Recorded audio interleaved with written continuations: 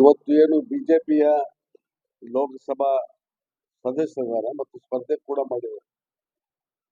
ಅವರು ನಾನು ಇಲ್ಲಿವರೆಗೆ ಕೂಡ ಎಲ್ಲಿ ವ್ಯಕ್ತಿಗತವಾಗಿ ಅವ್ರನ್ನ ಟೀಕೆ ಮಾಡಿರಲಿಲ್ಲ.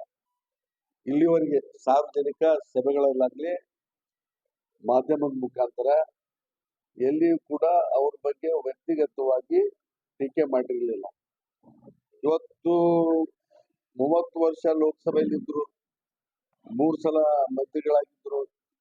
ಇಷ್ಟಾಗಿದ್ದರಿಂದ ದೊಡ್ಡ ವ್ಯಕ್ತಿತ್ವ ಇರ್ತಕ್ಕಂಥವ್ರು ಇಷ್ಟು ಕನಿಷ್ಠ ಮಟ್ಟಕ್ಕೆ ಕೆಳಮಟ್ಟಕ್ಕೆ ಹೋಗ್ತಾರ ಅಂತ ಹೇಳಿ ನಾನು ಭಾವಿಸ್ಕೊಂಡಿರ್ಲಿಲ್ಲ. ಅವ್ರು ಎಲ್ಲಿಗೆ ಬಂದಾರ ನನ್ನ ಬಗ್ಗೆ ಅಪಪ್ರಚಾರ ಮಾಡ್ಲಿಕ್ಕೆ ಯಾವುದೇ ಹೆಸರಿಲ್ಲ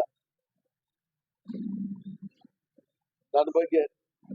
ಯಾಕಂದ್ರೆ ನಾನು ಸಾರ್ವಜನಿಕ ಜೀವನದಲ್ಲಿ ಅಷ್ಟೊಂದು ಸರಿಯಾದಂತ ಒಂದು ದಿಕ್ಕಿನಲ್ಲಿ ನಾನು ನಡೆದಿದ್ದರಿಂದ ನನ್ನ ಬಗ್ಗೆ ಟೀಕೆ ಮಾಡ್ಲಿಕ್ಕೆ ಅವರಲ್ಲಿ ಯಾವ ಅಸ್ತ್ರ ಇಲ್ಲದೆ ಇರೋದ್ರಿಂದ ಇವತ್ತೇನ್ ಟೀಕೆ ಮಾಡ್ತಾರೆ ಅಂತ ಕೇಳಿದ್ರೆ, ರಾಜು ಆಗುವ ಚುನಾವಣೆಯಲ್ಲಿ ಗೆದ್ದು ಬಂದ್ರೆ ಅವ್ರು DSS ಅಂತಕ್ಕಂಥ ಮೋದಿ ಬಂದಾರ, ಅವ್ರಿಗೆ ಲಿಂಗಾಯತ ಜನರಿಗೆ ತೊಂದರೆ ಆಗ್ತಾ ಇದೆ ಅಂತ ಹೇಳಿ ದಯವಿಟ್ಟು ನಾನು ಇಲ್ಲಿ ಹೇಳಕ್ ಬಯಸ್ತಾ ಇದ್ದೇನೆ. ನಾನು ಬಡತನದಿಂದ ಬಂದ್ರು ಕೂಡ ಅತ್ಯಂತ ಸುಸಂಸ್ಕೃತ ಕುಟುಂಬದಿಂದ ಬಂದಿದ್ದೇನೆ. ಅತ್ಯಂತ ಸುಸಂಸ್ಕೃತ ಕುಟುಂಬ ನಂದು. ನನ್ನ ತಾಯಿ ತಂದೆ ಸರ್ಕಾರಿ ನೌಕರದಾರರು, ತಾಯಿ ಶಿಕ್ಷಕಿ. ನಮ್ಮ ಅಜ್ಜಿ ಬ್ರಿಟಿಷ್ ಕಾಲದಲ್ಲಿ ನಮ್ಮ ಗ್ರಾಮದಲ್ಲಿ ಶಿಕ್ಷಣ ಸಂಸ್ಥೆಯನ್ನು ಹುಟ್ಟಾಕಿ ಮಧ್ಯಸರ ಸರ್ಕಾರಿ ಶಾಲೆಯನ್ನ ನನ್ನ ಅಜ್ಜಿ ಪ್ರಾರಂಭ ಮಾಡಿದ್ರು. ನಮ್ಮೆಲ್ಲ ಮನೆತನದಲ್ಲಿ ಕೂಡ ಎಲ್ಲರೂ ಕೂಡ ವಿದ್ಯಾವಂತರು, ಸುಶಿಕ್ಷಿತರು. ನಾನು ಯಾವುದೇ ಅನಾಗರಿಕ ಅನ್ಕಲ್ಚರ್ಡ್ ಫ್ಯಾಮಿಲಿಯಿಂದ ಬಂದಿರ್ತಕ್ಕವಲ್ಲ. ಯಾರಿಗೆ ಅನಾಗರಿಕತೆ ಇರ್ತದೆ, ಸಂಸ್ಕೃತಿ ಇರಂಗಿಲ್ಲ, ಅಂತವ್ರೆಲ್ಲ ಈ ಕೆಲಸ ಮಾಡ್ತಾ ಇದ್ದಾರೆ. ಇವತ್ತು ನಾನು ಹೇಳಿಕೆ ಬಯಸ್ತಾ ಇದ್ದೇನೆ ಈ ಮಾಧ್ಯಮದ ಮುಖಾಂತರ. ಇವತ್ತು ನನ್ನ ಸಾರ್ವಜನಿಕ ಜೀವನದಲ್ಲಿ ಅಥವಾ ನಾನು ಏನು ಹಿಂದೆ ಮಾಡಿದ ಸಂಘಟನೆ ದೃಷ್ಟಿಯಿಂದ ಒಂದೇ ಒಂದು ದೊಡ್ಡ ಸಮುದಾಯಗಳಿಗೆ, ವಿಶೇಷವಾಗಿ ಲಿಂಗಾಯತ ಸಮುದಾಯಗಳಿಗೆ ತೊಂದರೆ ಕೂಡ ದೂರ ಉಳಿತು. ನಾನು ಒಂಟಕ್ಷರದಲ್ಲಿ ಮಾಡಿರ್ತಕ್ಕಂಥ ಉದಾಹರಣೆ, ಮಾತನಾಡ್ತಕ್ಕಂಥ ಉದಾಹರಣೆ ಇಲ್ಲ. ಇವತ್ತು ಜಿಲ್ಲೆಯಲ್ಲಿ ಅವರಿಗೆ ಚಾಲೆಂಜ್ ಮಾಡ್ತೀನಿ ನಾನು. ಇಡೀ ಜಿಲ್ಲೆಯಲ್ಲಿ ಒಂದೇ ಒಂದು ಉದಾಹರಣೆ ನಾನು ಯಾರಿಗಾದ್ರೂ ತೊಂದರೆ ಕೊಟ್ಟಿದ್ದಿದ್ರೆ ಅವರು ಸಾಬೀತು ಮಾಡಿದ್ರೆ ನಾನು ಈ ಕ್ಷಣದಿಂದಲೇ ಚುನಾವಣೆಯಿಂದ ನಿವೃತ್ತಿ ಆಗ್ತೀನಿ. ನಾನು ನಮ್ಮ ತಂದೆ ಕೊಟ್ಟಿರ್ತಕ್ಕಂಥವ್ರು, ಅವ್ರ ಬಗ್ಗೆ ನಾನು ಮಾತಾಡಂಗಿಲ್ಲ. ಅವ್ರು ಈ ಚಾಲೆಂಜ್ ಸ್ವೀಕಾರ ಮಾಡ್ಬೇಕು.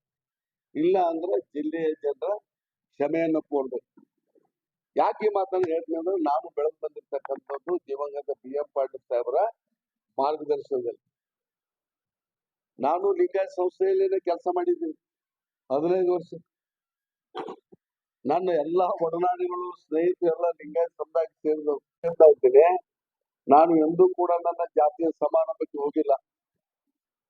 ಕೆಲವಾದಿ ಸಮಾಜದ ಯಾವುದೇ ಸಮ್ಮೇಳನ ಆಗಲಿ, ಜಾತಿಯ ಇದು ಆಗಲಿ, ಎಂದೂ ಕೂಡ ನಾನು ಅದರಲ್ಲಿ ಭಾಗವಹಿಸಿಲ್ಲ. ಅವತ್ತಿನ DSS ಏನಿತ್ತು, ಎಲ್ಲಾ ಜಾತಿ ಸಮುದಾಯಗಳನ್ನ ಒಳಗೊಂಡಿರ್ತಕ್ಕಂಥ ಸಂಸ್ಥೆ ಇತ್ತು. 35 ವರ್ಷದ ಹಿಂದೆ ನಾವು ಏನಿದ್ದೀವಿ ಅವಾಗ ಅದರಲ್ಲಿ ಆ ಸಂಸ್ಥೆಯಲ್ಲಿ ಒಕ್ಕಲಿಗರಿದ್ರು, ಬ್ರಾಹ್ಮಣರಿದ್ರು, ಹಾಲುಮತ ಸಮಾಜದವರಿದ್ರು, ದಲಿತ ಎಡಬಲ ಎಲ್ಲರೂ ಕೂಡ ಕಟ್ಟಿರ್ತಕ್ಕಂಥ ಒಂದು ಸಂಸ್ಥೆ. ಇವನ್ ಬ್ರಾಹ್ಮಣ ಕೂಡ ಇದ್ರು.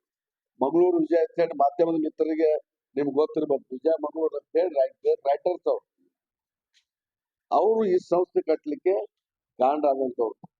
ಎಂದಿಂದ ಎಲ್ಲ ತಹಶೀಲ್ದಾರರು, ಅಸಿಸ್ಟೆಂಟ್ ಕಮಿಷನರ್ ರಾಜೀನಾಮೆ ಕೊಟ್ಟು, ಅನೇಕ ಕಾಲೇಜಿನ ಪ್ರೊಫೆಸರ್ಗಳು, ವಿದ್ಯಾವಂತರು ಎಲ್ಲ ರಾಜೀನಾಮೆ ಕೊಟ್ಟು ಒಂದು ಸಂಘಟನೆ ಬಂದಿದ್ರು. ಆಗಿನ ಕಾಲದಲ್ಲಿ ರೈತ ಸಂಘಟನೆ ಇವೆರಡು ಕೂಡ ತಾತ್ವಿಕವಾಗಿ ಪ್ರಬಲವಾಗಿರ್ತಕ್ಕಂಥ ಶಕ್ತಿಗಳಾಗಿದ್ದು. ಅವ್ರು ಯಾರು ಕೂಡ ರಾಜಕಾರಣದ ಮನೆ ಬಾಗಿಲಿಗೆ ಹೋಗ್ತಾ ಇರ್ಲಿಲ್ಲ ಅವತ್ತಿನ ಕಾಲದಲ್ಲಿ. ನೀವು ಹೇಳಕ್ಕೆ ಬಯಸ್ತಾ ಇದ್ದೀನಿ. ಆದ್ರೆ ಜಿಗಜಿಲ್ ಸಾಹೇಬರು ಇಷ್ಟು ಹತಾಶರಾಗಿ ಈ ಸ್ಟೇಟ್ಮೆಂಟ್ ಕೊಡ್ಲಿಕ್ಕೆ ಪ್ರಾರಂಭ ಮಾಡ್ಯಾರಂದ್ರೆ ಅವ್ರಿಗೆಲ್ಲೋ ನಾನು ಸೋಲ್ತೀನಿ ಅಂತಕ್ಕಂಥ ನೋವು ಕಾಡ್ತಾ ಇದೆ. ಲಿಂಗಾಯತ ಸಮೂಹ ಅವ್ರಿಗೆ ಅಷ್ಟೇ ಗುತ್ತಿಗೆ ಕೊಟ್ಟಿರ್ತಕ್ಕಂಥದ್ದನ್ನ ನನ್ನನ್ನು ಪ್ರೀತಿಸ್ತಕ್ಕಂಥ ಜನ ಲಕ್ಷಾಂತರ ಜನ ಈ ಜಿಲ್ಲೆಯಲ್ಲಿ ಇದ್ದಾರೆ. ನಾನು ಎಲ್ಲರ ಜೊತೆ ಒಡನಾಡಿದೆ, ಸಂಪರ್ಕ ಇದೆ, ಗೆಳತನ ಇದೆ, ಸ್ನೇಹ ಇದೆ ಎಲ್ಲರ ಜೊತೆ. ಈಗ ಅವರು ಯಾರು ಎಷ್ಟು ಜನ ಲಿಂಗಾಯತರ ಸಮಾಜಕ್ಕೆ ತೊಂದರೆ ಕೊಟ್ಟಿದ್ದಾರೆ. ಇದೇ ಬಸವನಗೌಡರು ಇವತ್ತು ಅವ್ರ ಪರವಾಗಿ ಪ್ರಚಾರ ಮಾಡ್ತಾ ಇದ್ದಾರಲ್ಲ, ಬಸವನಗೌಡರು ಮುಖ್ಯಮಂತ್ರಿ ಆಗ್ತಕ್ಕಂತ ಅವಕಾಶಗಳಿತ್ತು.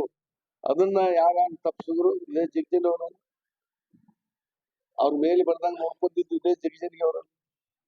ಉದಾಹರಣೆ ಅಪ್ಪಗೌಡರಿಗೆ ಅಲ್ಲಿ ಬಾಗೇವಾಡಿ ಟಿಕೆಟ್ ತಪ್ಪಿಸಿದ್ರು. ಇಲ್ಲಿ ದಯಾಸಾಗರ್ ಎರಡನೇ ಸಲ, ಒಂದ್ಸಲ ಕೊಟ್ಟು ಎರಡನೇ ಸಲ ಟಿಕೆಟ್ ಸಿಗ್ತಕ್ಕಂಥ ಸಂದರ್ಭದಲ್ಲಿ ಅವ್ರ ಟಿಕೆಟ್ ತಪ್ಪಿಸಿದ್ರು. ಇವತ್ತು ರವಿ ಪಾಟೀಲ್, ಇಂಡಿ ರವಿ ಪಾಟೀಲ್ ಅವ್ರು ನಮ್ಮ ಜಿಲ್ಲೆ ಬಿಡುವಂತೆ ಅವ್ರಿಗೆ ತೊಂದರೆ ಕೊಟ್ಟು ಇವತ್ತು ನಮ್ಮ ಜಿಲ್ಲೆ ಬರ್ಲಾರ್ದಂಗ ಮಾಡಿದ್ರು. ರಾಜಕಾರಣದಲ್ಲಿ ತೊಂದರೆ ಕೊಟ್ಟರು, ಅವ್ರಿಗೆ ಅಧಿಕಾರ ಸಿಗ್ತಕ್ಕಂಥ ಸಂದರ್ಭದಲ್ಲಿ ತೊಂದರೆ ಕೊಟ್ಟರು, ಅನೇಕ ಜನರಿಗೆ ತೊಂದರೆ ಕೊಟ್ಟಿರ್ತಕ್ಕಂಥವ್ರು ಅವರು. ಆದ್ರೆ ನಾನು ನನ್ನ ಜೀವನದಲ್ಲಿ ಎಲ್ಲಿಯೂ ಕೂಡ